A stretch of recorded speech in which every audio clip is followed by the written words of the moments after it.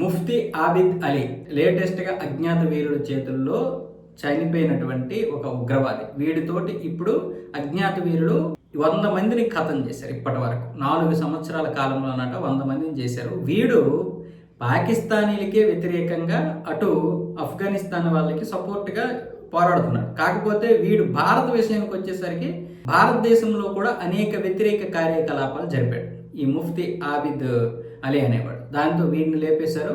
మొత్తం 100 మంది ఇప్పటి వరకు ఖతమయ్యారు 4 సంవత్సరాల కాలం. ఎవరు చేస్తున్నారు అంటే భారత ఏజెంట్లు చేస్తున్నారు అని పాకిస్తాన్ ప్రభుత్వానికి ఈ ఉగ్ర సంస్థలన్నీ కూడా ఒక నివేదిక ఇచ్చాయి. ఇది ఖచ్చితంగా భారతదేశం ఏజెంట్లే చేస్తున్నారు, మీరెందుకు వాళ్ళని పట్టుకోలేకపోతున్నారు, మరి మీరెందుకు, మీ సెక్యూరిటీ ఏమవుతుంది?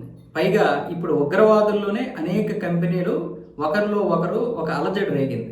ఎవరిలో కూడా సమన్వయం లేదని ఇప్పుడు తెలుస్తోంది.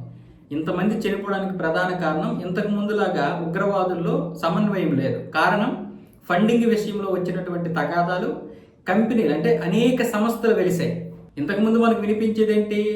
లష్కరే తోయిబా, జైషే మహమ్మద్, ఆ తర్వాత 1-2 వినిపించాయి. కానీ ఇప్పుడు అలా కాదు. దాని నుంచి ఇంకెవడైనా ఒక లీడర్ వస్తాడు, వాడు విడిపోయి ఇంకొకటి పెడతాడు, వాడు విడిపోతాడు ఇంకొకటి పెడతాడు. ఇంటర్నేషనల్గా మనకి ఎన్ని ఉన్నాయి? ఐసీసీతో పాటు ఒక 5-10 ఉంటాయి అన్నీ కలిపితే. కానీ ఇప్పుడు ఒక 50-60 లేకపోతే 100కు పైగానే సంస్థలు ఉన్నాయి, ఉగ్రవాద సంస్థలు. అవన్నీ పాకిస్తాన్లోనూ ఆఫ్ఘనిస్తాన్లోనూ తిష్టవేసి ఉంటాయి. ఆఫ్రికా దేశాల కంటే ఎక్కువ ఇక్కడే ఉంటాయి. వీళ్ళందరిలో అంతర్గత సమస్యలు ఉన్నాయి. ఆ అంతర్గత సమస్యలు పరిష్కరించుకోలేక ఇలా రకరకాలుగా విడిపోతున్నారు. ఇప్పుడు వీళ్ళలో వీళ్ళే చంపుకుంటున్నారని ఒక వాదన ఉంది. కాదు, భారత ఏజెంట్లే చంపుతున్నారని ఒక వాదన ఉంది. అసలు ఎవరు చంపుతున్నారో తెలియదు, ఎలా చనిపోతున్నారో తెలియనటువంటి పరిస్థితుల్లో ఈరోజు ఉగ్రవాదులు ఉన్నారు. ఈ అజ్ఞాత దురంధరులు ఈరోజు పాకిస్తాన్కి నిద్ర లేకుండా చేస్తున్నారు.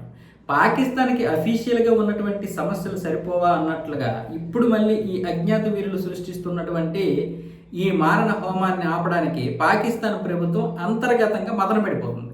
ఎందుకంటే ఉగ్ర సంస్థలన్నీ కూడా మేము ఉగ్రవాదులుగా ఇచ్చేయాలని చూస్తున్నాం కదా, ఉగ్రవాదులు ఎంతో మందిని భారత్ నుంచి తీసుకురావాలని చూస్తున్నాము. అక్కడ ఉన్నటువంటి లవ్ జిహాద్కి, అలాగే అక్కడ ఉన్నటువంటి యువతని ఉగ్రవాదంలోకి తీసుకురావడానికి పక్కా ప్లాన్ చేయడానికి ఎంత కష్టపడుతున్నామో ఇంతకు ముందులా కాదు కదా అన్న విధంగా వీళ్ళందరూ కూడా పాకిస్తాన్ ప్రభుత్వంతో మొరపెట్టుకుంటే, పైగా మీరేమొచ్చేసి మాకు కాపలా కాయాల్సింది పోయి ఎవడెవడో వచ్చి మమ్మల్ని చంపేస్తుంటే మీరు చోద్యం చూస్తున్నారంటే ఏం చేస్తుంది? మరి తేలు కుట్టిన దొంగలాగా పాకిస్తాన్ ప్రభుత్వం ఉంది ఈరోజు. అంతెందుకు, గత 4-5 సంవత్సరాల నుంచి మన వాళ్ళు లోపల ఉన్నటువంటి ఉగ్రవాదులు కూడా ఏరేస్తున్నారు.